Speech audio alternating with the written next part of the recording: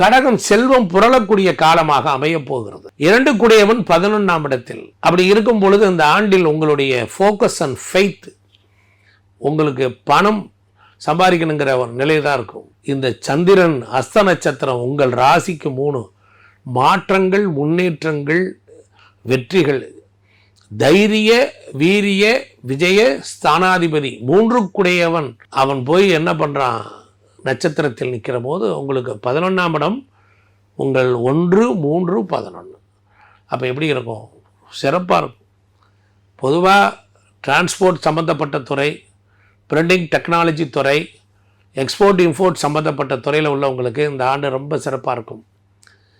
உங்கள் பிறந்த ஜாதகம் நல்லா இருந்துச்சுன்னா இது சேர்ந்து நல்ல நன்மைகளை அள்ளி கொடுக்கும். அதனால் கடகராசி அன்பர்கள், நீங்கள் எங்கே போகணும் அப்படின்னா ஆற்றங்கரை ஓரத்தில் இருக்கக்கூடிய சக்தி மண்டலங்கள் அங்கே போனீங்கன்னா உங்களுக்கு சக்ஸஸ் ஆகும்.